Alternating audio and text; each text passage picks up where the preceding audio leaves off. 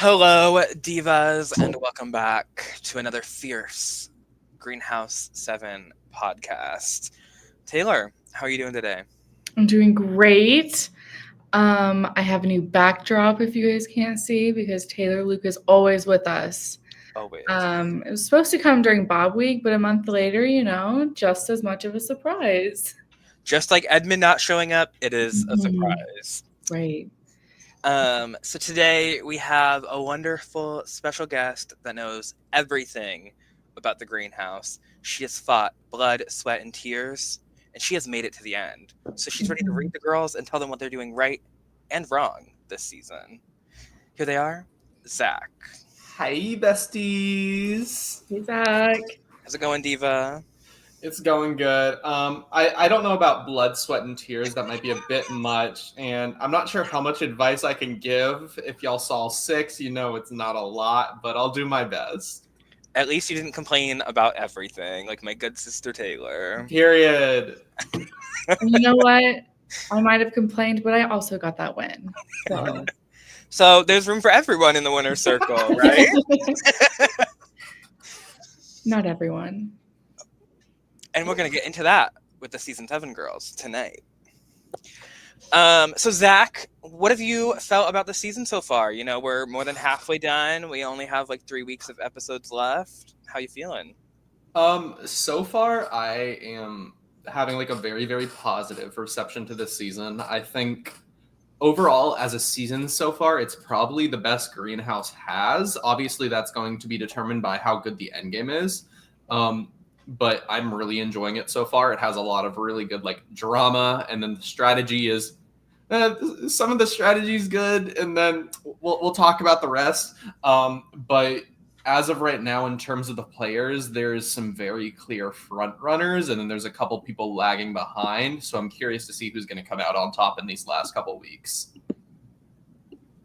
I think that's a pretty good take. I think this is definitely the most fluid season we have ever seen.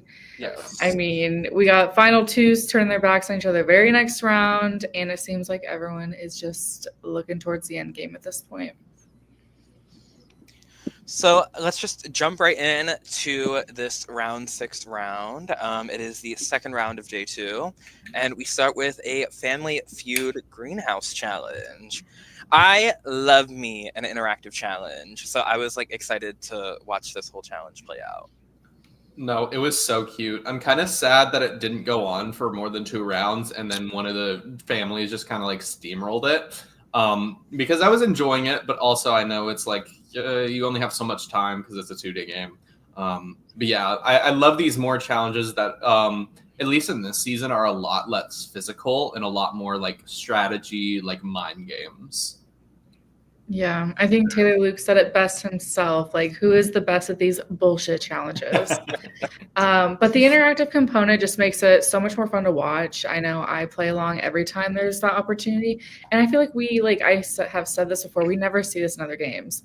Never. So we have to give it to Taylor for like not only thinking about how to put on a good show, but how to keep the viewers engaged. And I found it interesting that Aaron and JP, even though they couldn't compete, they were still able to play in the challenge and actually got to pick their teams and their little families for the challenge. I thought that was a nice little added twist because it kind of brings strategy into who you want in the greenhouse or also who you might not want on the other team. Right, because for one, they were getting a seed out of it, so you have an incentive to just build the strongest team, but you're also like, you can really like mold, this is my team and this is who I want in the greenhouse, or maybe this is someone I want, but I can like settle for. So it's really interesting. Yeah, I'm curious how much strategy was put into it from Aaron and JP, because both of them seem like pretty even teams in terms of like alliance wise. Like Aaron's had, I think it was Louis, Dylan, and Stephanie, which I think that one's a little bit more question mark from Aaron if Aaron wanted to win, because I don't know how great Aaron feels with all 3 of those. If I remember correctly, she was trying to build that alliance with Stephanie, with all the girls. But Louis and Dylan, I think, are kind of like further off her radar in terms of who she wants to work with. JP's made a lot more sense because it's all people that JP feels relatively good with, and are also all across the board. So it's not like, oh, he's picking all of his best friends. Right. For sure. Right.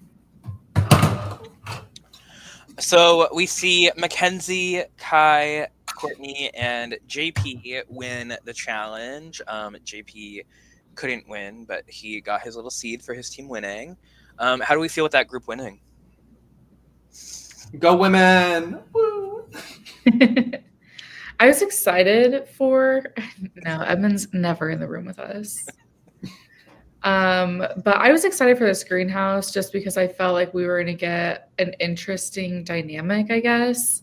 One, that it's women, and two, that it's not just a steamroll from one side. We have, because it was what, Mackenzie, Kai, and Courtney?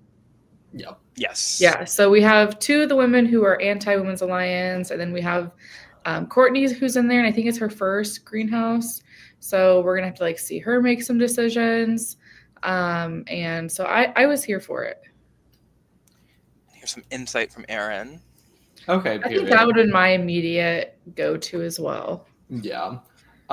I think out of these three, the person I was most excited to see in the greenhouse was the person we haven't really seen a lot from strategy-wise this season, which is Courtney. Yes. I know that her sort of like base thing is, okay, I have this alliance with Kai and Aaron at this point, but I wanted to see who she was willing to get rid of and who she was wanting to work with more. I thought this was what could have been, or what is, a great opportunity for her to sort of reach out and try to build up more alliances for the end game. Because I think up to this point, she hasn't built anything super strong outside of her immediate vicinity. Yeah, and I was concerned because I wanted her to be in power because I feel like now is like the optimal time to do it, and I thought she was just going to get the 2 seeds for being third place. So I found it really interesting when Kai was like, "I'll take the 2 seeds if you want to take a flower," just because like I feel like a lot of times in endgame you don't see people willingly give up safety so easily. I guess that was one thing where I was like, eek, like, I don't know if I'd be so willing to jump at the chance, for the seeds. I feel like there are ways to maybe hope you get it. Because did Kai get, I think she got second, or? Yeah, she got second. Yeah, so I mean, I feel like she could have played it up like Courtney, like, and she kind of did, like, don't you want safety and stuff? But I feel like she also made it really clear she wanted the seeds, and I just feel like, especially in front of Mackenzie, like I wouldn't be like, oh, I feel safe. Yeah, I kind of get where she was going with it, and in like a lighter scope, it makes sense. Being so willing to get seeds is like, okay, I trust both of you. And I'm willing to let y'all get the blood on your hands. Obviously not that second part out loud, but I also think because Kai was expecting a potential flytrap play this round, to be able to play in the next round's greenhouse after this is really pivotal, especially if you survive that flytrap. So 2 seeds can play again. I always forget. It's just the flowers that can't. Yeah, flowers can't play, 2 seeds can. Well, I think you said it well, but I think that was maybe the approach that Kai should have also said, like, hey, I trust y'all. You guys haven't had as many opportunities to be a flower. Like, you guys can have it. And I can take these 2 seeds, and if fly trap is coming, like, y'all are safe with me, kind of thing. Yeah, I think the way she went about it, she was kind of almost coming off sneaky with it. And I think it's like at the point in the game where Kai is sort of feeling almost bold in her position, where she not necessarily feels untouchable, but close to that, and that no matter what happens, she'll be okay. Right. I wonder if she didn't outright say it because she wasn't first place. So if she said it and then Mackenzie was like, "Oh, that's a good idea," then she maybe thought Mackenzie was going to take that idea and use it against her. Yeah. And there's someone else, I guess, this greenhouse also thought was being a little sneaky, and that was Mr. Louis. Louis had the green thumb that he got last round, and it was kind of, I mean, I at least expected him to use it, but he didn't. And even the greenhouse, we see later discussion of people questioning it. I can't say it. But they are kind of like, I wonder why Louis didn't use this green thumb. What are your thoughts on that? from an outside perspective, like kind of seeing the game play out, like it made sense because like Mackenzie's in tower. I was very confused why he didn't use it against Kai or Courtney, but I guess if you have one person in power kind of rooting for you, maybe that's better than having none. So I mean, it's smart because it could get him another round, which at the end It's of a the little week, ballsy. it gets him another round. I think Louis also was somebody because at least from a viewer perspective, most if not all players going into this round were expecting Flytrap to be bought. So I think Louis was thinking, okay, I feel good with at least two of the people in the greenhouse, and also Flytrap's likely going to be bought this round, so it's better for me to save this until next round where I might need it more. Ultimately, I think it was the right call by Louis. I agree. He doesn't really seem to be getting much blood on his hands this round, and then also the greenhouse kind of interpreted it in like the best way possible for him, at least at first, where the person that he should have been most worried about, Courtney, was like, oh, so this probably means that he just feels really good with us. Yeah. I'm not sure how much I agree with that interpretation from Courtney, but it's a good thing for Louis, and it's a great thing for the Louis Hive, all three of us. It's always a beautiful thing when other players do the damage control for you. Yup. So while they're up there talking about how Louis didn't use his green thumb, Mackenzie already kind of just from the jump says that she wants to go after Aaron to break up Aaron and Courtney. She doesn't say it directly in front of Courtney, but she talks about it later on. How do we feel with this whole narrative of like having to break up the duos that are there now, but mainly it being Aaron and Courtney? I'm sorry, do y'all see my child right now? He's being so cute. I love them. How do I feel about it? I think it's a crime against the fucking greenhouse. I think it's a crime against women. I think it's a crime against all queens, mothers, everyone out there. But in terms of game sense, I get why there's a perception, especially if you're not Aaron and Courtney. It is something you can easily jump behind. You know, like they are a duo that people are starting to get worried about, and you might, even if it's not as true. I know Aaron was trying to kind of push like this isn't even a thing, or it's, you know, it's not as much a thing as you guys think it is. I feel like if, you know, once that idea is out there, it's just going to keep going. And so if you're not them, it's a good thing. But if you're Aaron and Courtney, it's kind of ballsy to push another Flowers duo. Yeah. I think it makes sense for a lot of people right now, as boring as it is to push Aaron and Courtney. A lot of the people in the game right now don't feel amazing with them, either of them. More so Courtney, I believe. I think Aaron has a couple more bonds. But at least for like big threats, like say for example Dylan, it's best to try your best to push it on to somebody else, and the best way to do that is if there's an obvious duo, or at least what is perceived to be an obvious duo that has kind of been flying under the radar for a hot minute.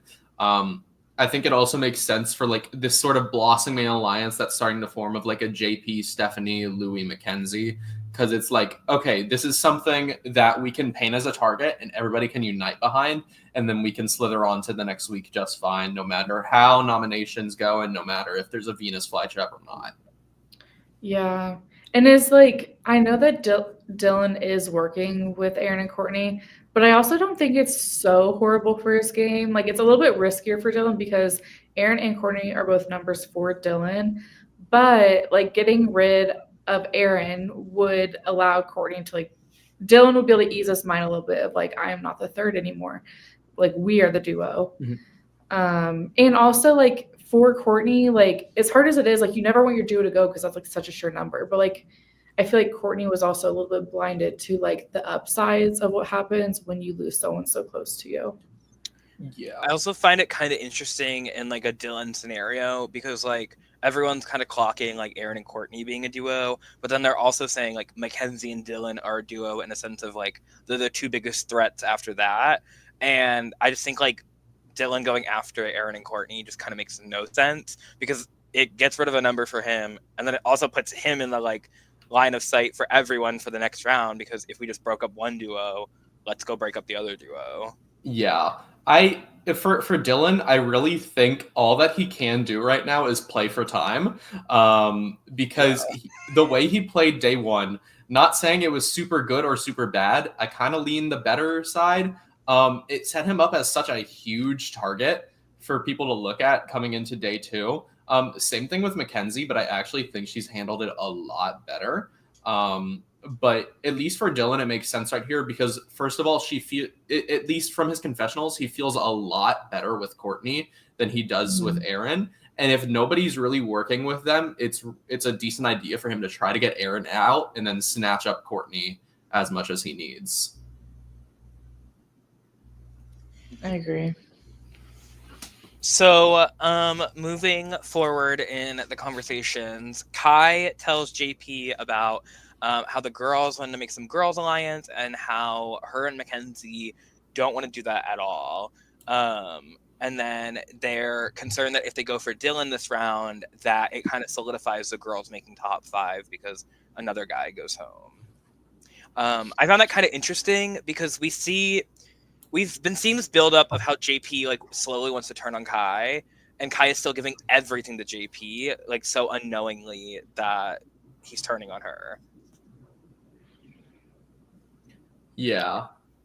I'm actually kind of interested about what Kai was thinking right here.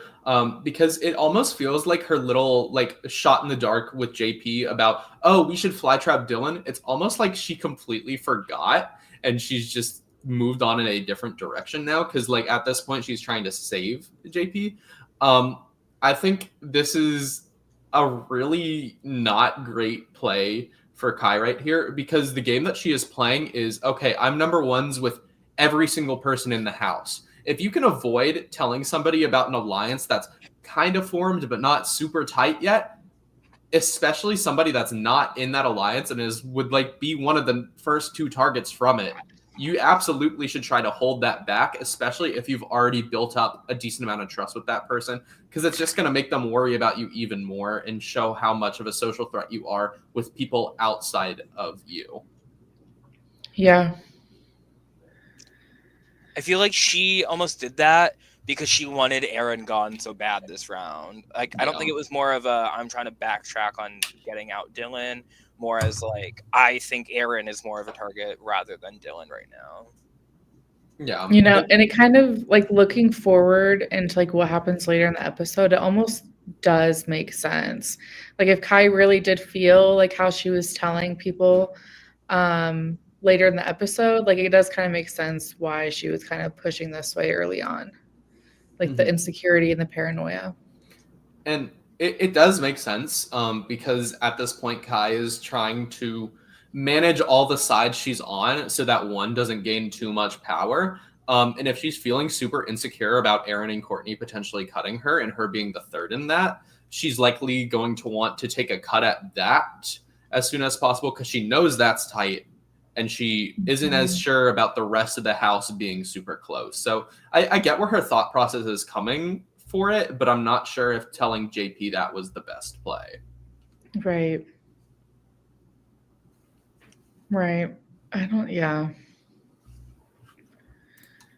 JP's just such a wild card, and I feel like we see it enough that like I feel like they had to see it too. So like that's just like JP of all people is where I'm just like, I don't know. The way it translates, at least in the edit, is that JP was so behind at the end of day one that he's throwing every single thing at the wall to see what sticks in day two. And like sometimes he hits correctly, but a lot of the time it's just like I'm not sure what he's trying to do here. He hits correct, but then he like talks himself out of being correct. And it's just like, I know. That's the thing that's like so hard for me to get behind with JP because like he came in doing like everything correct today. Like he knew that he needed to make like a big move. Like he had a plan. He's like, I want to go after Kai. Like I need to do this to get to the end. And then like every time there's something that's working for him and like could be really good for him, it's like not what's going to push him to a win. It's almost like he knew he had to make moves and he was worried about like falling behind that his goal just like completely like took over any form of like really well thought out strategy. It's like he wants to make a move and he wants to be seen, and he wants to be seen more than like he's thinking about like the repercussions for like even a following round, let alone like way down the line. Like he's just thinking very in the moment, and I think that's what's hurting him, especially this round. Yeah, I think for me, if I was in JP's position, and take this as you will because I'm boring, if I was in JP's position, I feel like he's in the prime playing middle position at the start of this round, where like, okay, Courtney, Aaron, Kai all feel good with him. So does the other side of the house, and they're targeting each other. Let them do it. Don't waste all your utility because you want a big move. You still have so many rounds of game left. It's just kind of exposing him, and obviously the reaction to it exposes him as somebody that is playing the middle and is good with everybody. I'm still kind of on the fence about whether targeting Kai with Flytrap was a good idea at all for him. I'm leaning no.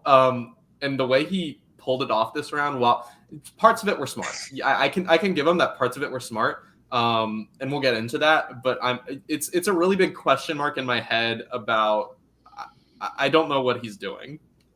Yeah. Since you brought it up, I know it's like really hard to not talk. It's like tiptoeing around it. Let's just get into it. So for me personally, I sent a like 2-minute voice note to Taylor Luke after the episode, and I was just like, JP is so smart for wanting to buy the Flytrap and make a move, but this was like not the move to make, because JP's whole thing was like, I don't want to take out a house target. I want to take out someone that's like good for my game to take out. Like it makes a statement, it makes a move.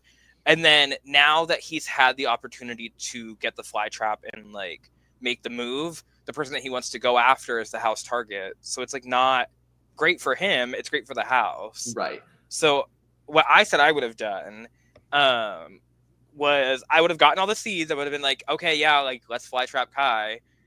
And then I just wouldn't have bought it. Because what are you going to do next round? Because I have all the seeds. Like y'all don't have any seeds now because you gave them all to me. Yeah. Yeah. I think I'll just touch on it quick because I feel like we're like skipping so much just to talk about this point, even though that's all we want to talk about. But yes, I agree. It was not a great move for JP. JP wanted the move, but looking at it, it did not make sense. Like, why buy it after knowing who the house target was? It'd be one thing if the house target was just turning towards Kai towards the end and he already bought it and the plan was in motion. Yeah, it's kind of a loss, but it's not as much of a loss as like knowing who the target is and still doing that. You know what I mean? Like if you're going to buy it and you want to make a flashy move, make it like a big move, make it a good move. But if you're like in such a good middle spot and then you want to make this move and it's not even a move, like it was kind of a waste. And I feel like it's just going to have some like not as great attention. Oh, I'm not saying I wanted you to go, Aaron. Period, Aaron. But yeah, if he was just gonna go with the house target, I feel like the move would have been to getting other people to flush their seeds and using his seeds as a way to like, I'm part of this. Because you have just as much of an argument at the end if you didn't play the Flytrap to be like, this Flytrap would not have happened without me. I knew it was happening. I gave seeds for it. It wasn't in my hand, but I used it for strategy for XYZ purposes to not buy it. So yeah. Shit, I lost my train of thought, but yeah, I don't understand why he wouldn't just hold up on it, because I think he had something like 13 seeds. Yeah. And that's like, I think half the seeds in the game at this point, and he can get more next round. He could, like, you don't need a big move on your resume if you're able to accumulate that many seeds and essentially secure your spot from final 7 onwards by just being able to not Flytrap, but uproot over and over and over again. It just is a big question mark to me. I think part of it because as somebody who has played in the game with a Flytrap being around, people want that shit out as soon as they can. And if it starts coming up over and over and over again, some people just get super trigger happy with, okay, we need to buy this right now. We need this out of the game. We can think about everything else later. I also think I won't spend too much longer on it because we do have to go through the rest of the round. But I think some of the personal things that came up influenced JP's decision a lot. And if the personal things didn't come up, I wouldn't be shocked if he makes an entirely different decision. I could see that too. Yeah. But yeah, I will agree with like one major point you said is like once the fly trap conversation enters the chat, it doesn't fucking leave till someone goes with it. Yeah. So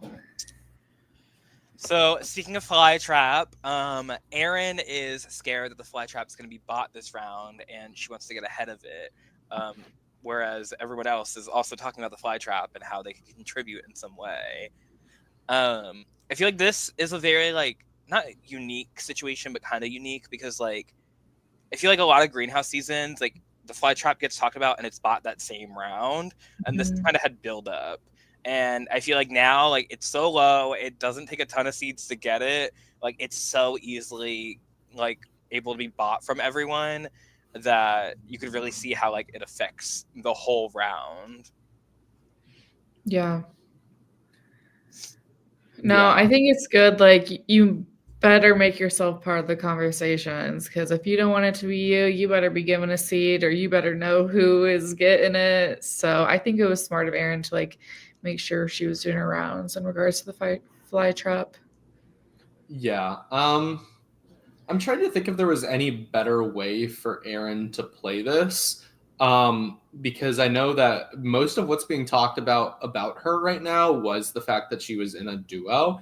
But I feel like right now she's kind of in a sense having to play a waiting game to see how things play out. Because especially with the seed economy, Greenhouse is a very reactive game. You can't like even if you have something set in mind for the round, you like something completely different can change in like 5 minutes. But I think her trying to get ahead of it and trying to plan around it, because at this point, for most people in the house, it seems like Flytrap is all but like obviously going to happen 100%. So trying to organize and plan for it before it's even like up for bid is probably the best thing she can do here. Sure. Yeah, I agree. I think we really did know that it was going to be bought this round, so there was no point in just like pretending it wasn't happening. Like, Yeah, get in on it, make sure it's not you. Yeah.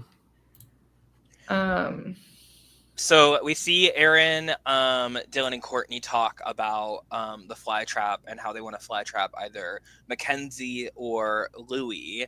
And in true Dylan fashion, he starts spreading some information to get the girls riled up and lets Courtney and Erin know that they're being seen as a duo and that Kai's not really with them anymore because she's the one pushing it. Do we think that this was smart for Dylan to tell them all that information?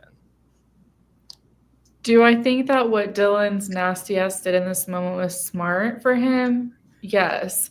Do I think what he did involves having a landmine like every other step all the way around him? Also, yes. Because like conversations are going to be had, and especially with, I feel like Erin is someone who is going to say exactly how she feels, and so is Kai. And so if they start questioning something, like I feel like that they were close enough in this moment to talk to each other about it, which was what made it so crazy in my mind that Dylan did this. Yeah, It's a real banner, baby. but before she pulled up with that, I lost my mind.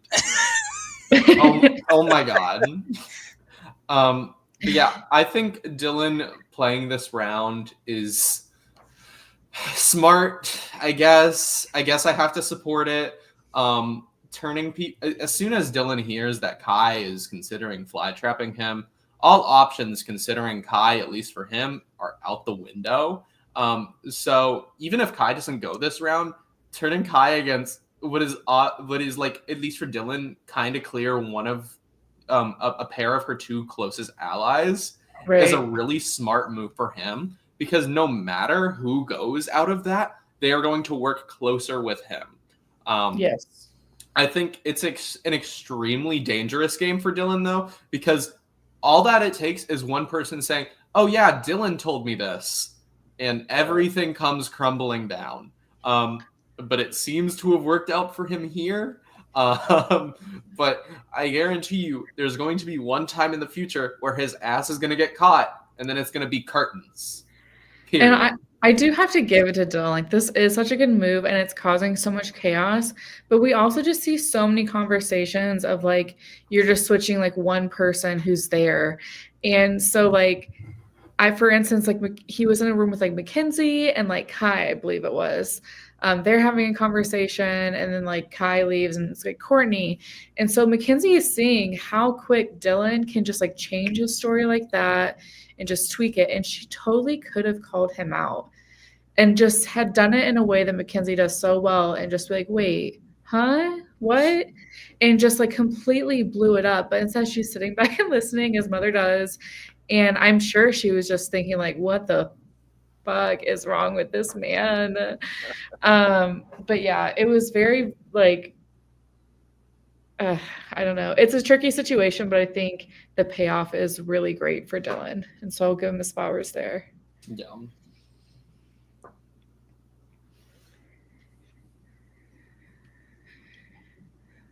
Sorry, I'm just looking through, see where we're at. Oh, before we move on, I actually want to talk about Aaron's. I think that was Aaron that proposed this the most.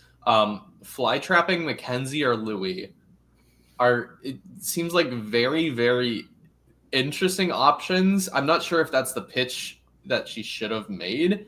I kind of get Mackenzie a lot more. A Louis flytrap pitch, it makes like very little sense right now, at least from my opinion. I think it was more of like Louis has the green thumb and didn't use it, so if we fly trap Louis, it goes out of the game, but like Louis could just give it away to someone beforehand. Yeah. So like I think that's probably the thought process, and also like if we're talking about duos, like they're kind of seen as a duo, so let's just kind of push those two together. Oh, okay. Courtney was saying Mackenzie, got it. I don't know. I feel like Mackenzie is an obvious target and someone who like is very strong in this game and is like a very big threat to win. And we did see the last episode, as Aaron touched on, Courtney said Mackenzie. So it was a name like she knew like at least one other person with some seeds could get behind. The Louis one, I get why you're a little bit more hesitant. You think it doesn't make as much sense. It's not like a huge flashy move, but it is a move that takes out like a free agent. It might be someone that people can agree on more than Mackenzie. And it's someone that Aaron isn't as close to. So I see why Louis is also a possible name for her, because we're not really seeing that working relationship. And I think it does make sense for her. Yeah.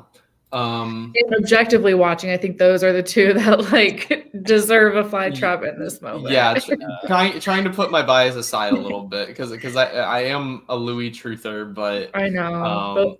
Yeah. I think Louis is a lot less flashy for a fly trap, which I think if you're gonna do the big thing of buying a fly trap, especially like around the final 8 point in day 2, you might as well use it as the biggest resume booster you can, because people are going to look at you no matter who you send out with it. Because as soon as you are able to put that on your resume, I was able to gather 10, 11, 12 seeds from a bunch of different people, all to fly trap somebody. But I understand, because one of the thought process is if I don't get Louis out now, he may never go, which definitely makes a lot of sense, because I think Louis did after this was mentioned, Louis did a pretty good job of remaining under the radar for the rest of the round. Yeah. And I feel like we're seeing that. Like, we're seeing a lot more of Louis than we did on day 1, but his gears are turning, but it's still not in as much of a threatening way as I feel like it should be, because his name is still not being mentioned. Like, oh, like we can go for Louis. Then it's always like, oh, like let's push it back around. He's a free agent. That's good. Like, no, mama, free agents are scary right now. But you know, I can't hate that kind of game. So yeah. So we see Dylan and Courtney kind of talk about who Courtney is thinking about nominating, and she says Louis because he has the green thumb and didn't use it. And then Dylan also talked about wanting to look at what Kai's doing this round and kind of really see who she's with, because this is starting to get to the point where everyone's clocking Kai that she's working with everyone, but like obviously Kai has to have someone that she's super close with, and that's like the number one of all number ones. Yeah. I think out of everybody at this point, Louis Nam makes a lot of sense for Courtney. They haven't necessarily built up any rapport at this point, and at least from her perspective, Louis is like the one name that nobody is going to get mad at if he's nominated. I think it's really funny how hard, like, you can scroll through any Dylan conversation in these 2 episodes, and all he is doing is throwing Kai under the bus, rolling back over her body, driving pedal to the metal again, back and forth, and also saying, "Guys, I have 0 seeds. I can't do much." But also look at Kai, and his Weasley gameplay is just so fucking funny to me. We need It's like a funny little that it's count. working this round. Like Yeah, it it's is so working. good because people are worried about him, but like him pushing the fact that he has no seeds, like should be almost a reason for people like, all right, like he can't stop it. But also it's like a reason that people are taking their eyes off of him right now. Yeah. And so he's able to plant these seeds and he does it so well. And, you know, he remains consistent from when he's coming at you with the truth versus a lie that people just aren't really stopping it.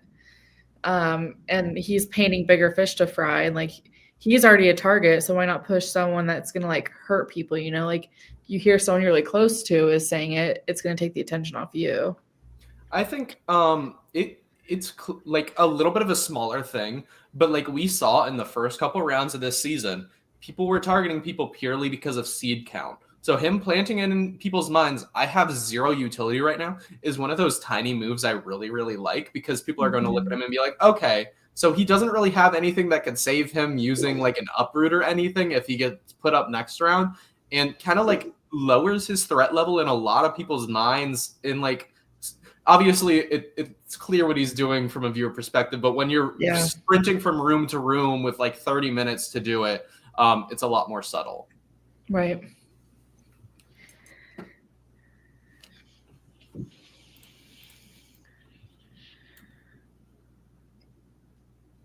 And then I guess just kind of what we see from there, we see Kai's name getting thrown out. And then we also see Mackenzie really emphasizing that she has built a trust with Louis. I feel like we've really kind of seen that blossom, especially since Connor was going out the door. They've always kind of like talked a little bit, but now we're really seeing them like capitalize on the relationship. And like, I think it is like a very interesting penalty, but I feel like it's one that people aren't seeing. And so Mackenzie makes it clear that she trusts Louis, but not only Louis, she also trusts Stephanie, JP, and maybe Kai, though she does indicate that she's nervous about Kai, but she's with her for now. So a lot of interesting dynamics we're seeing. Stephanie also pushes to Mackenzie that she might want to go after Aaron or Courtney if the fly trap is bought. So what do we kind of make, I guess, on... Like we see a lot of fluid relationships, so we're kind of seeing like groups emerge, like especially with that core with Mackenzie, Stephanie, Louis, and like rotating others.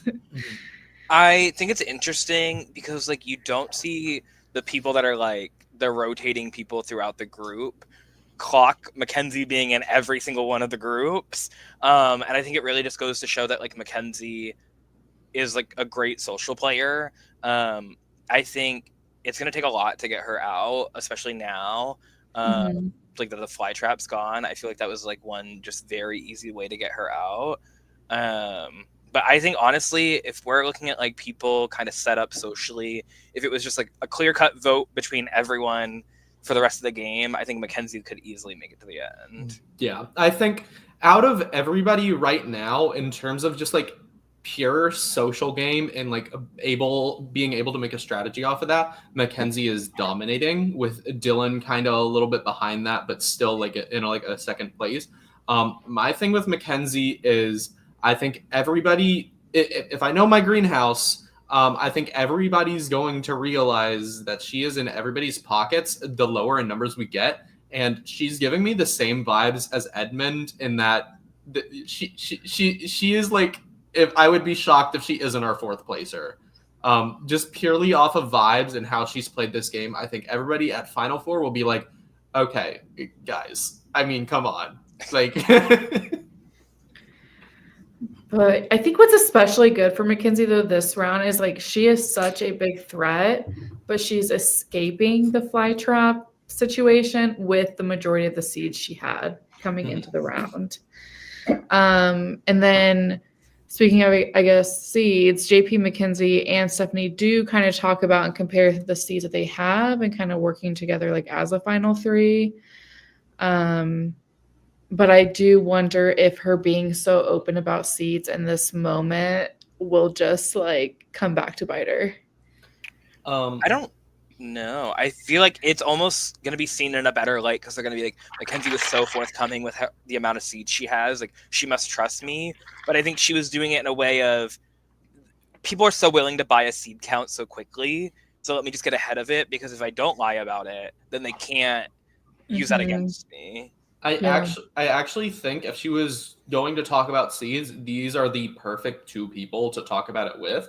JP seems pretty firm with her at this point, and Stephanie, bless her heart, she is reaching for anything and everything she can grab onto, because after round 2, where she was nominated, the game kind of got ahead of her, and she's never really been able to catch back up, at least up until this point. She's just been trying to find a group of people to work with that'll actually tell her stuff. So I think Mackenzie being able to share that, at least with her, is going to go a long way in building trust. And I think that's going to be the case for any information that is given to Stephanie, is something that she is going to remember. Yeah. And I mean, we kind of see that later on in the episode, because like Stephanie and Louie are talking, because the talk of Flytrap being bought is like more of like a concrete thing, and like, you know, Aaron and Courtney are talking about buying it, so they immediately, like, Stephanie is like, we need to go warn Mackenzie, like, we might have to bid for this. So I do really think like Mackenzie doing that with Stephanie helped really pull Stephanie 100% to her side.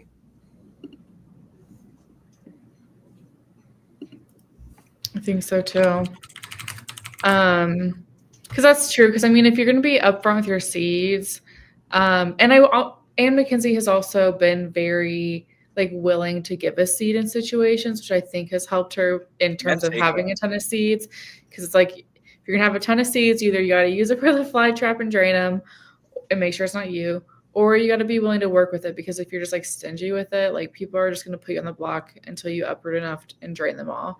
But I think because she's been so willing to use seeds as a way to build trust and her allies up, she's been able to like hold on to them a lot better and not face the block.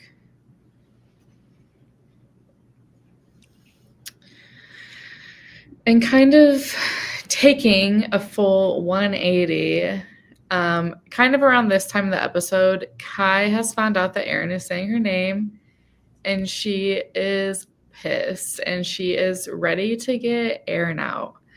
I'm a Kai. Oh, go ahead.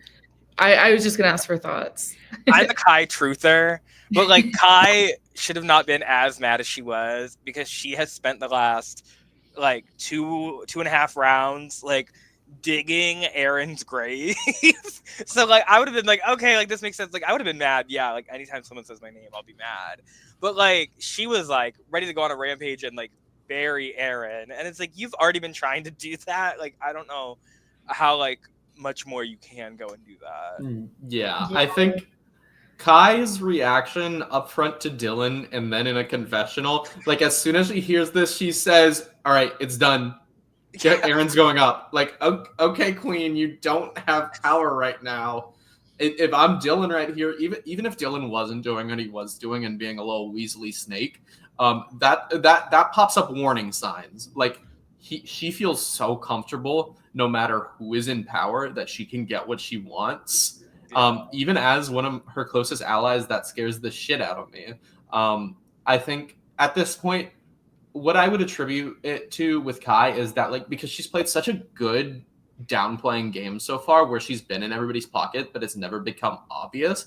What I'm choosing to attribute it to is like fatigue at this point, where she's kind of losing her grasp on being able to keep it down low, and is being a lot more upfront with, like, I don't want to call it cocky, but she's confident in where her position is at right now. For sure. Yeah.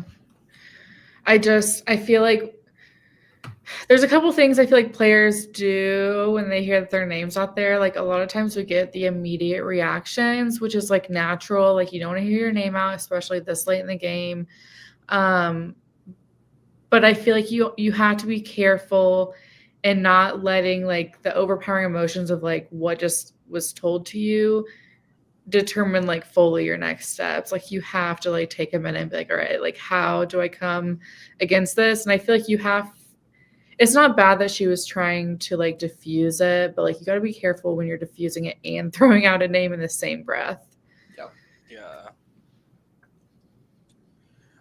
So someone that I feel like diffused their name being out really well was Louis. Because he went to Courtney being like, hey, like, I might be going up from you, but like here's why I shouldn't go up from you, and kind of said that he was going to use the green thumb for them next round, which I thought was a smart idea because if you could get one of the flowers or both the flowers to think that when I get power next round, because I'm going to use it next round, like I'm not going to put you up, I think that's an easy win for next week.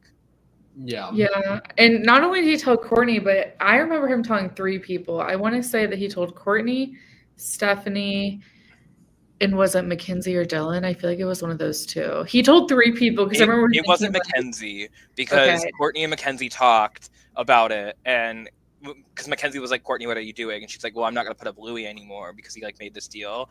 She was like, well, he didn't make that with me. So I thought that was interesting. Yeah, I love how Louis is playing his green thumb here. Using it as a bargaining chip where I'm like, hey, don't put me up. I'll win next week and you'll be safe, I think is a really, really good concept. I think his execution with it was slightly off. And I say this because the way Courtney interpreted it was, okay, so if I put Louis up here, he's going to come after me next week. And that's not what he said. I don't think he ever said anything like that, but that's how she viewed it. And I think what he should have tried his best to frame it a little bit more like, hey, I want to work with you.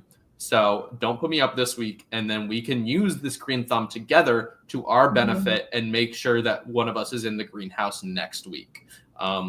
I think if he was just like slightly more soft with his wording, it could have saved him a lot of trouble with Courtney going to other people and saying, hey, Louis made this deal with me, which could very easily bite him in the ass with people knowing, hey, Louis is willing to make these kind of deals with somebody that I'm not necessarily close to. And why is Louis trying to get close to them? But hopefully, and it looks like it didn't really take that much of an effect when Courtney said things, but it's just sort of a thing on a good move that like had like a little bit of a downside. Right. That's a good point. But aside from like the misinterpretations, I think it was a strong move because power is only as great as long as people don't fear it, So I feel like people, especially this season, we've seen them worried about seeds. There was talks about Kai having a lot of banked votes, worried about the fly trap and safeties with Trinity, blah, blah, blah, blah, blah. So I feel like what Louis did, which is something that usually doesn't hurt you, is like making an actionable plan with another person to build trust when you do get something. So I think that was what was really strong with him asking people or telling people that he would use the green thumb to help them. Yeah, and I liked how it wasn't like, I will only use the green thumb if I'm not in the greenhouse to like get us safety. He's like, if I win, like I will put you in the greenhouse with me. So I thought that was an interesting take on it because like at this point in the game, if you have the green thumb, I would hold on to it as long as I could, like for myself. Like I would be greedy, but he's like, I will use it for you as like a sign of like good faith. Right. And honestly, like I was thinking that it would be interesting if he won next week to see like who he would invite with him. But now I'm kind of thinking it'd be interesting to just see him hold on to it yet again. I mean, there's no fly trap anymore. No, like my dream scenario for Louis is somehow, at least in next week, he's able to win greenhouse and then is able to hold on to the the green thumb until final 6 and use it there. So he's in greenhouse 2 times in a row. That or having the green thumb next round and then getting enough seeds to get green thumb again. I think something I really like about this season and I really like about this cast is that they're really utilizing every single part of the game to its full potential. Because we see in a lot of seasons, we can talk about season 6, for example, Green Thumb was never really something that was even thought about that much. And did it even get used? I don't think so. I think the closest it got to was, I think it was me, but I'm not sure who it was trying to bring it up at like later in the game, but it never really came into effect because all of us wasted our seeds way too quick. But this season is very deliberate in keeping seeds. The season also has a lot more seeds, I believe. I agree. But just the strategy around Green Thumb, especially because it's came up twice now, is really fascinating and something that you don't see as much as I would like it to be seen in Greenhouse. But yeah, props to this cast again. Y'all are doing the damn thing with making the season entertaining from a strategy perspective. Yeah, same with seed count, because not only can you use that to see how many other seeds people have, but you can use it to like get someone else to buy it and drain a seed and whatever. But I like that they used it so much earlier than we've seen before. And then I was going to ask you a question, Zach. You might know this. So if Louis wins, or say he doesn't win the challenge next week and he uses Green Thumb, he would still be ineligible the following week if he was a flower, correct? Okay. Yeah. So the hope would be to like buy another Green Thumb right after he uses it. He would have to buy another Green Thumb. Okay. Interesting. And then final 5 Greenhouse, everybody can play. So theoretically, he could just do Green Thumb, maybe win the final 5 of Greenhouse. Yeah. Ugh. We're getting down to it. It's crazy. Yeah. I genuinely love everyone left. Everyone is rootable. No, I've had a really good time watching this cast, and I feel like the way I was gonna say it is not the right way, but I feel like getting down to it, it's like most people when they leave have kind of finished their sort of season-long storyline. So it feels like the people in the end game all have like a reason for being there in terms of like the larger scope of the season. Right. Well, shifting from the positives, let's go to another thing. We have Erin confused about how the tide shifted against her so fast, and she is making it very clear that she does not think that Mackenzie's reasonings make sense for nominating her. What are her thoughts? So I'm trying to remember this conversation because it has been a hot minute, but I'm pretty sure if I remember correctly, Mackenzie's main reasoning that was brought up was that they bought the seed count and Mackenzie wasn't told about it. I kind of see Mackenzie's point there. Obviously, this is sort of a cop-out answer for her, but I think if you're going to do something like buying a seed count in such a fluid house, you almost need to be a little bit more open with it because people will take and grab onto anything they can use as an option to nominate you, especially in the end game. If it's like not clearly drawn lines, they're going to be like, there's only 3 options and one of them didn't tell me shit when they got a seed count. So I guess we're going to do that. So I definitely see Mackenzie's perspective here. I also absolutely see Erin's perspective because if that shit happened to me, I would be pissed off. Because Feeling. I think at least for Erin, it's like, okay, there's so many other threats and so many other fish to fry. Why are you choosing me in this instance? Erin didn't buy it, Courtney bought it, but like that almost adds insult to injury because it's like you weren't even the one to do it. But it's getting pinned on you fully right here, and I can understand how that's a really frustrating thing, and I could see that either coming back next round or coming back to bite Mackenzie next round if Erin is in any sort of power. Yeah, I I'd be so frustrated if I was Erin, and I think Erin did a really good job of like defending herself. She really articulated her thoughts well. Unfortunately, I just think it was something that like no one was willing to buy into at the moment, especially probably because Flytrap was so on the mind. So it's like how schemy, like how like it wouldn't be worth it really for Mackenzie to like scheme around at this point because like I feel like everyone knows Flytrap was in the works. And I think Mackenzie did a really great job at telling Erin the bullshit excuse of the seed count for one. And I think that just highlights Mackenzie's game is because like there probably were other reasons. Erin like had really showcased how well she has done in some of these challenges. She's working with Courtney and or other people that Mackenzie isn't as tight to, or maybe with people that Mackenzie wanted to like cut ties with to bring them closer to her. But Mackenzie like just did a really good job of like being like honest almost. I don't know. I feel like we just keep seeing this with Mackenzie. Like she just says things so straightforward, but like vague enough to where like you can't even really be that mad. And I guess I have to give her props because Erin just like came in pretty hot, but like she came in with the receipts, the facts, and everything. And Mackenzie still is just like, like it doesn't really change anything. Like these are who I'm working with. Like this is how I feel. This is what I've seen. And like Erin can't really tell her no, even if she like disagrees with the reasoning. Like it is technically something that Mackenzie wasn't aware of, so it's not a completely invalid reason. So Yeah. it was just interesting.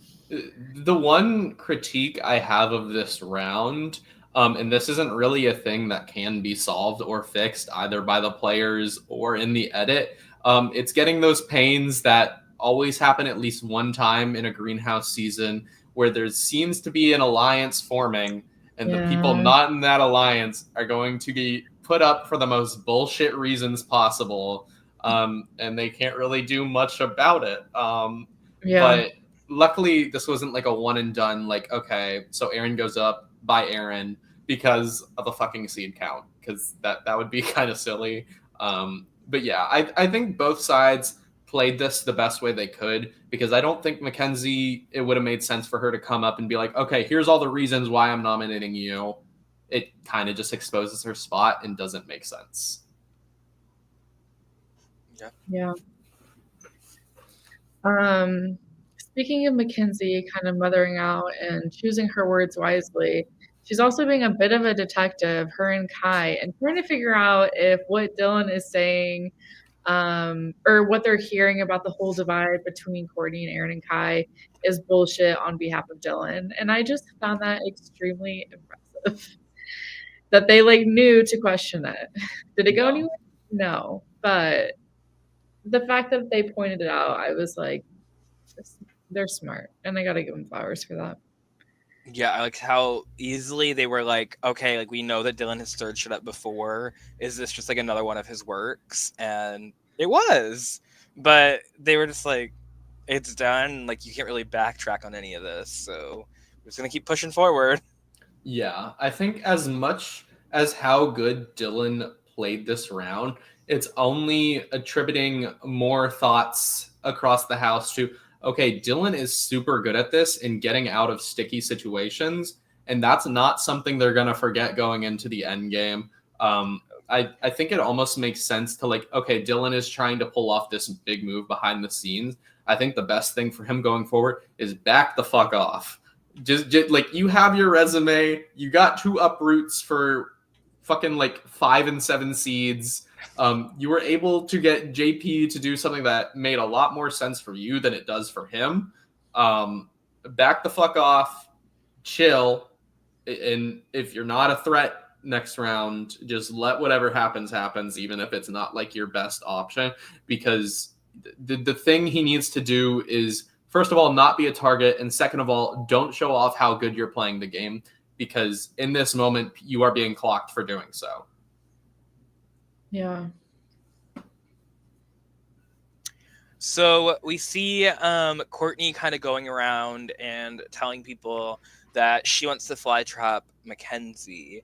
I thought this was kind of like a spur of the moment thing. It was very out there for me that she like stuck on Mackenzie and was like, I'm gonna go tell every single person I want to fly trap Mackenzie, when they didn't really have the like seeds needed past the initial bid. And they had a seed count from 2 rounds ago, or a round ago. So they knew how many seeds were potentially out there. So I thought that was very interesting. Yeah. Right here, I think Courtney just sort of panicked for a minute because this was very much not a great play on her point. The person that she likely could have pooled with seeds with, at least in the order of how it's presented to us, is not the first person that she's being like, okay, I'm doing this. She first goes out to it's Stephanie and Louie, and then Dylan and JP. Two groups that Courtney is not the closest with right now. So girl, this is gonna be used against you. One of these people is going to tell Mackenzie, and it's gonna come back to bite you. It's just a very over the top thing, and one of the weaker gameplay moves we've seen day 2 so far.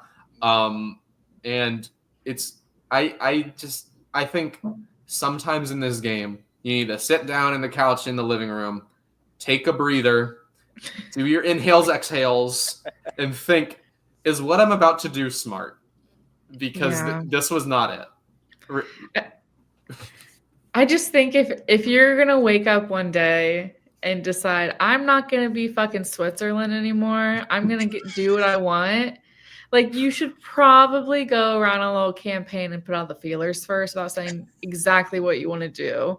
Yeah. Because, we didn't really see conversations of Courtney, Louie, and Stephanie. So I think it's just really bold to just tell them exactly what you want to do. Why not be like, hey, y'all want to fly trap together and kind of see what names they're interested in doing. And if they say oh, let's pull Mackenzie, and then maybe that these are not your target audience members to get seats from to go after Mackenzie. Or you can shift your target even. If you realize the Mackenzie thing's falling through, you can shift targets without having the name already out there, because it's going to get back to her. And so you can't go around telling everyone.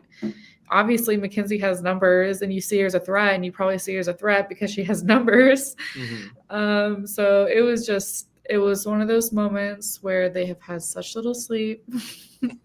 And she woke up feeling so refreshed, but the crack finally caught up to her. She panicked. She did. Yeah. I think, and this should be clear for them at this point in the game. They've played I think this is the 6th or 7th round. They should know how fast things get back to people in this house, especially in such a small location. So willingly telling 4 out of the 8 people left, I'm doing this, knowing fully well you don't have the utility yet, it's bold. It's very bold. For sure. So we see at the end of the first episode of 2 for this round, JP runs in and starts to tell Mackenzie that Kai wants to fly trap her, and we get a dramatic into the next episode, which I feel really kicks off the very straightforward, this is for sure Kai getting fly trapped this round movement. Mm-hmm. Because JP and Mackenzie talk about their seeds and how they have a big chunk of all of the seeds in the game, and how Stephanie and Lily are close with them and they can pull seeds from them if they have any. And then we just kind of start to see the downfall of Kai.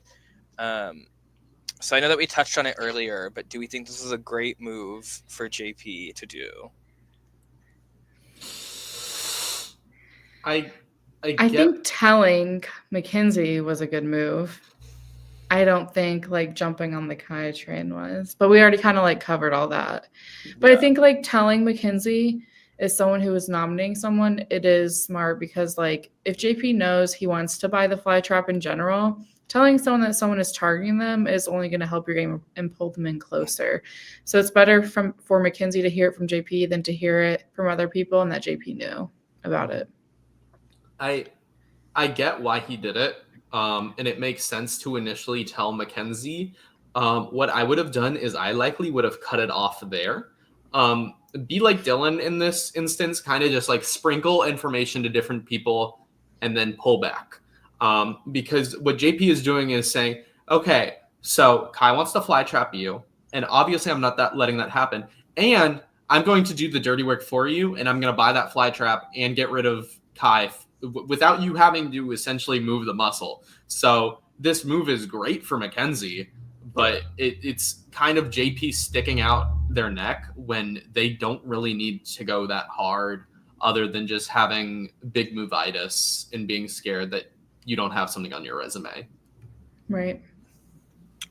So then this kind of snowballs into this very long conversation that happened in the one bedroom. People were in and out. But we got to see like a bunch of the like conversation where it's like Aaron, Courtney, and Kai in the room, and Aaron's basically like, Courtney, whoever you put up is going to determine if I'm going to go up and go home. And this is Aaron kind of talking about how she's getting targeted for a seed count that she didn't even buy, and how all this time that she's had power, it's always been taken away from her. And then we kind of see Kai confront Courtney if she's putting her up. Kai confronts Courtney if she's putting her up. I feel like this whole conversation was just a lot of everyone coming together to talk about the he said, she said, like we all said stuff. And it was really interesting to see like it just kind of go one after another, because it was like all this buildup that's happened, and now they just want to talk about it. And it's a lot. Like, I will give it to Kai. Like, it's a lot to just, for one, you're just so mentally drained from the game in general, but to just like not only get a little bit of heat, but just for everyone to just suddenly turn on you so quick. And I'm not saying it was wrong that people turned on her, like, especially in game sense, but it's a lot because like she's been working with these people, and like she's kind of telling people that she was paranoid and like anxious, and this is why she did some things. But like at this point, with like Flytrap on the horizon and it being endgame, like everyone just kind of gave her like the full thoughts, like, why would you do this? I was with you. Da, da, da, da, da. So yeah, it was a lot, but I felt like we saw it coming. Like we just saw Kai kind of making her moves all game, and nothing was catching up to her. So I do think it was bound to happen. Yeah, I think for Kai to go here makes a lot of sense.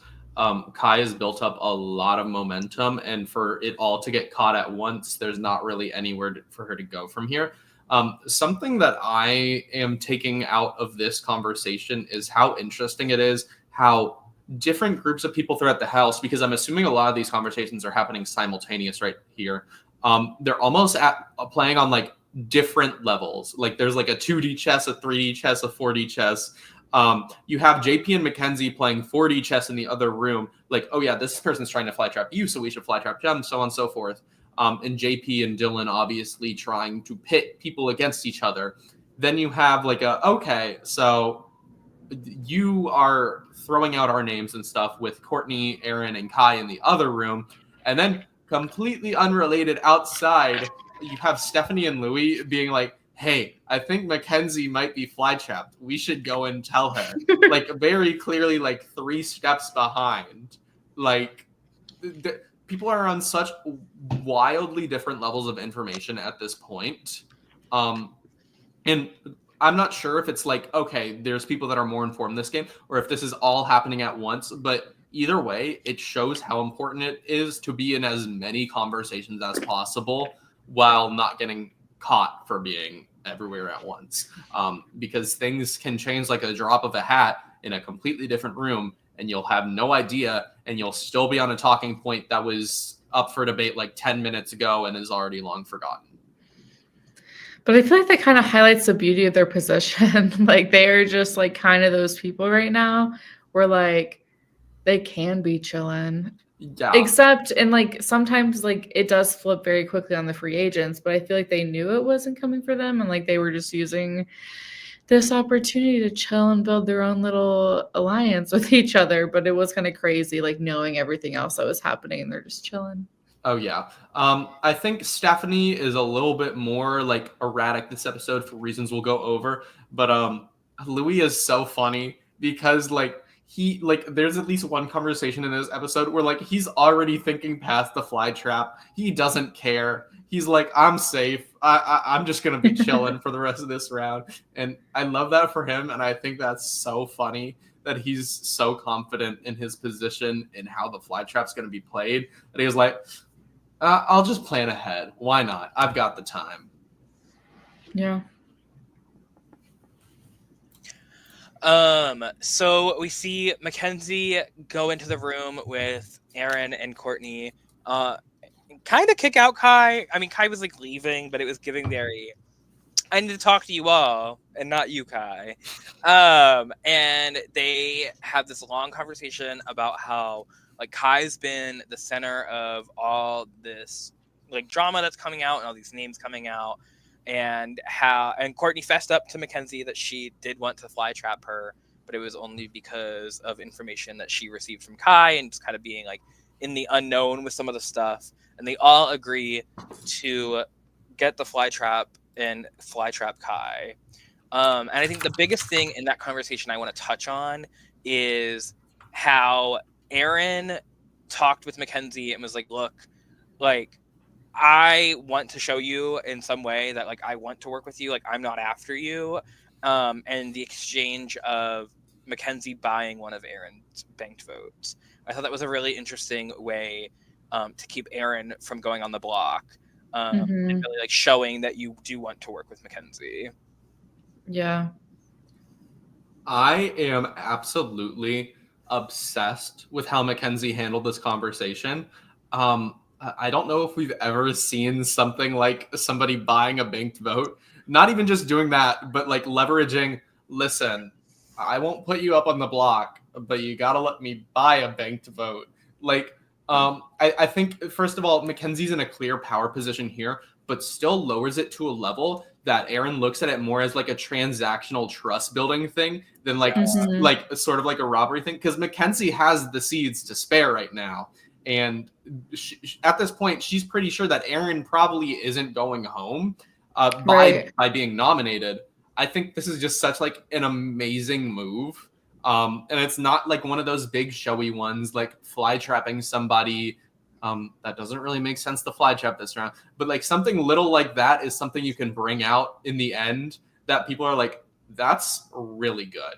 Like, and if you phrase it correctly, this might be hyperbolizing a little bit, but like if you're able to show little things off like that, that can be a game-winning move. Yeah, I think Mackenzie all season has been very thrifty with using the game mechanics to her advantage. In ways that like we've never seen. So kudos to Mama. She did her big one. I feel like we're seeing what season 3 tried to do, where it was like, I'll give you a seed to like stay off the block or a seed to show my allyship, whatever. Whereas like we're getting like blackmail here, extortion, and we're just getting flat out transactions. And I think it's definitely interesting. And I wonder if it has to do with the fact that there's so many more seeds this season, but I love it nonetheless. I think I prefer like an overblown seed economy in Greenhouse over like some of the seasons where there's not as many seeds. Because ultimately, like Greenhouse, even without like the auction and the seed mechanic, is really good. But what makes it most fascinating is when there is this gameplay around seeds as an item and utility as a whole, which is kind of like I'm the type of person that's like, I think the 3 pillars of Greenhouse are social game, strategic game, and utility management. Like it's so important. So to have little moves like this where you're trading one utility for another is just so smart. And I like the evolution of how this game has went. Would you say it's like the Iron Triangle where you can only have 2 at once? No, because Mackenzie has all 3. Yeah, that's true. But most players, I feel like, can only manage 2. Yeah, most players can only manage 2. Like, I'll use for you, for example, Taylor. You did not have the utility management that well. Nobody in Greenhouse 6 did except for Piglet. But you had we the didn't social have fucking seeds. Yeah. But the social and strategy were both down pat. So you're telling me it was a bad idea to put someone on the block and then uproot them myself? Let's deep The dive final that. 5. Anyways, I like how Yeah.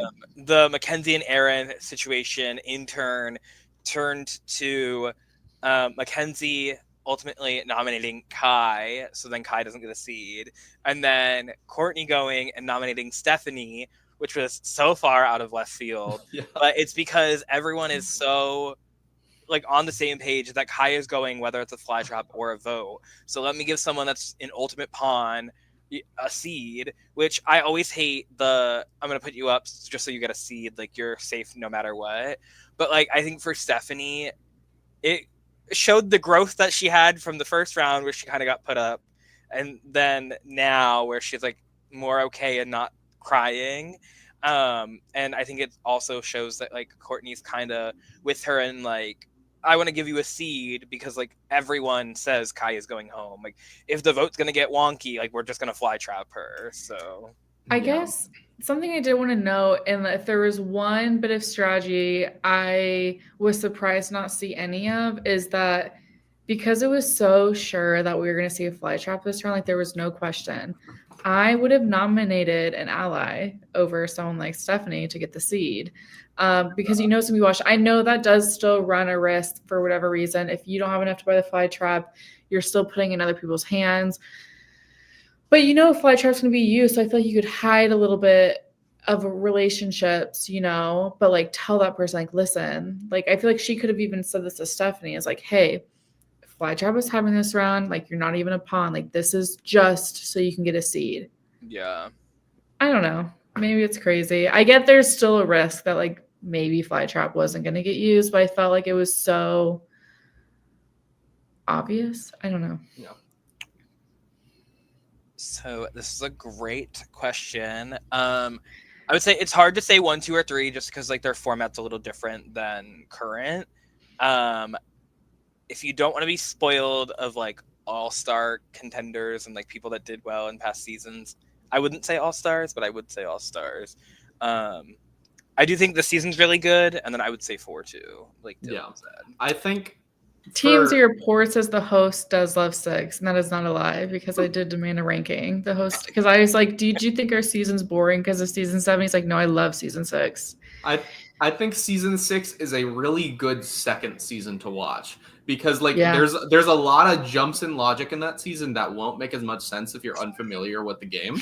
And then there's a lot of dumb shit that happens this season, and I think I could see a lot of people getting stuck at the middle point and getting bored and not getting 4 is really good. Yeah. 4 is really good. I think 7 is the best all around strategic. It's almost like new season we've gen in terms of like we're seeing the more fluid gameplay that we've seen in recent seasons of like your favorite CBS shows, you know? I feel like 7 is great because it hits all of that. I think 4 and 7 are two sides of the same coin that both show optimal ways to play the game. They're just very different. Not Taylor outing me. Listen, Greenhouse 4 is kind of boring because you can watch the first 5 episodes and know who's about to win. But it's a good season to watch if it's your first season. It's just Taylor, not one I would readily rewatch. Taylor, do you like the Greenhouse 9 diary room backdrop? This was supposed to come during Bob Week. A month later is fine, I guess. But I do recommend watching like the earlier seasons after you kind of like get this format, because like I did really enjoy like seeing the change in the format. Well, yes, it's a printout. I know people are like, "Is it a green screen?" I'm like, no, I spent real money on Taylor Luke's face, 9 of them to be exact. Baby, it's for season 9, 9 faces, 1 face exactly. for every round. Yep. The favorite face is hidden by my head. That one is so good. Okay, back to the game. So like we said, Kai and Stephanie are nominated, and then JP immediately bids 10 seeds on the fly trap. I just want to say, and I sent this. I mean, I don't think I sent it to Taylor, but Taylor knows I said this. JP's bid on the fly trap was the least cunty fly trap bid I have ever seen. Coming up after Oscar's last season of 1 2, 3. Like, JP walks up and says, 10 seats on Flytrap. Like Holly like tried to save it and was like, let's count it out. But like it was like we need some suspense. Like give us like a few seconds before like everyone goes scatter, talk for a minute, and then come back and like think of a remark as you're coming back. Like this is like a big moment. Like this is going in the edit. Like you're gonna say you sat up all night knowing that you wanted to Flytrap and then you couldn't come up with anything when you did go to Flytrap. I think if you are wanting to do something like very flashy as your resume, what you should think in your mind is, how do I portray this so that a fan edit could start with this scene? And a fan edit could not start with JP's 10 seats on Flytrap? If we're tier listing the bids on Flytrap, that is in the F tier. Yeah. Further down than F. I'm so sorry, JP. Evil it must go. Yeah, I don't know. Just like build some suspense around it. Like make him think it's not you bidding on it. I don't know. Yeah. Just Imagine he. Oh wait, never mind. Green Thumb wasn't up, but imagine he just randomly bid a seed count instead. That would have been funny. Yes. But we see Kai pretty much being like, I know it's me, but she's like not sitting down and dying. But at the end of the day, there's not really much that Kai could do. She kind of goes around talking to a few people, and it's giving very, this is my I'm going home tour without her knowing that she's going home, because JP is nasty and still to the very bitter end was telling Kai that they were going to Flytrap Aaron. Yeah. One thing I do want to just note, we don't have to dive on it, was like the complete mother off that Kai and Mackenzie had in their moments where they were just talking to each other. Like it was so good. Like the duo we always wanted and never really got. But it was a cute moment.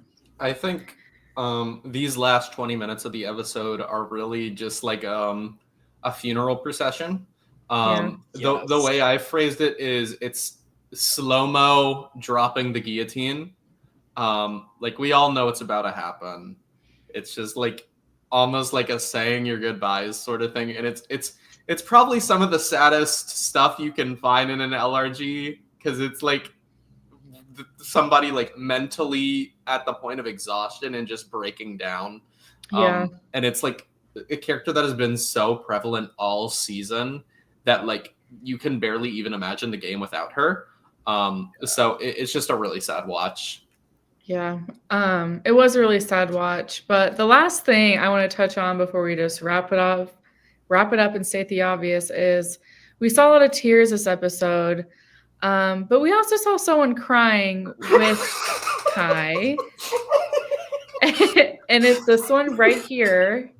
But where were the tears? Where were the tears? Dry eyes. It's not shade when you do it to yourself. And you sat right up in that camera and you were like, I'm crying. Like you couldn't have just like went aside and poured some eye drops in really quick. Like run to the bathroom, like a little, splash some water in your eyes. Literally. Like, come on. Oh, the tears were cut. Taylor, show us the tear edit. Yeah. Right. I would like to see it. I feel like as much as I love Kai and respect her memory, she can't account for everything that was happening because so much was going on to her. So don't be using her emotions like that, Dylan. There were no tears. Yep, manipulation. Fake news. Sorry about it. But. All right. And then as we all see at the end of the episode, JP purchased the Flytrap and Flytrap's Kai. And we see probably the most iconic Flytrap exit, at least I think I've seen. Where Kai pops off. Yeah. It was so funny saying, "You asshole, you did it." It was pretty funny, and JP's little comeback. I can't remember what it was, but it did kind of make up for the meh Flytrap bid. It was cute. Yeah, I like the little like snap back. Like he did his big one there, but it wasn't a full memorable moment. But I'll give JP their flowers because they finally did a move that they wanted to. And I hope they take this and use it to further their game throughout the rest of the day. Right. Yeah. I think what'll be more interesting than the person the fly trap was used on and the person that bought it will be like, I guess the fallout from the interaction at the end. Like, what will people take away from that? Well, yeah. We are at the end of another episode. We are down to the final 7. Zach, who is your MVP for this round? My MVP for this round. So there's a lot of good moves and a lot of bad moves this round. Ultimately, this was a plan concocted by Jillian and JP, but my MVP is actually going to go to Mackenzie. I think there is not a better way she could have played this round. She used a round where she was very much being considered for fly trap to build strong alliances with the people she already has in her corner, just reinforcing that with final 2s. She reaches out to other players that aren't necessarily with her to kind of level the playing field with them and like go down to their level to meet them for like a transactional relationship. And she came out of this round with essentially nobody really looking at her and instead looking at each other. And I think that says a lot coming from how the day 2 started, where everybody was like, Mackenzie's a little bit of a big threat. We need to get her out. So it's been such a turnaround, and it's like so insane how well she's playing this game. Yeah. I was very close to picking Mackenzie. Mackenzie will be my honorary mention, but I am going to try not to throw up when I say this, but I'm going to give it to Dylan. I veered off of Mackenzie because Mackenzie's name was out there, whereas we had this nasty little rat making a whole plan, making up lies. Yep, that's the one with that face too. And just caused so much chaos this round and didn't have his name brought up. And if it was brought up, it was because people were wanting to work with him or hold off on going for him. And he had no fucking seats. Like, he literally had absolutely no say in the conversation. And so I'm going to have to give it to Dylan. And I promise I'm crying as I say that, just like Dylan was. I was going to say Mackenzie, but I knew she was going to be snatched from me, so I had to pick another person. Even though I made the rules, I could change them if I wanted to, but I want to give another person their flowers. Even though there's the biggest Louis truther in here, I'm going to be the biggest Louis truther in this MVP slot today. Even though his name was out there, I think how he utilized the green thumb this round with not using it and going to Courtney and being like, I will use this for you and with you. The following round gained him some favor for the next round, and I think it's going to help when moving forward. There's still the perception of the duo of Aaron and Courtney, the kind of duo of Dylan and Mackenzie being the big threats. I think he set himself up great for the future rounds. Alrighty, any last comments before we tune off to go watch Drag Race? All good. All right, make sure you subscribe to Taylor Luke on YouTube. Watch all the seasons, just not season 3. That's the one where Edmund's on. But yeah, catch us back next week, probably on Thursday or Friday, and probably not with Edmund. He said all the bullshit here, but we will see. He says that every week. Yeah. So if he's not here, he's fired. If you don't see him on the thumbnail, that means he got fired. He broke the contract. He is in his 90-day probation period. Mm-hmm. But thank you all so much. Thank you, Zach. Of course, I'm happy to be here. Happy to talk shit as always. And as Julie Chen once said, love one another. Good night.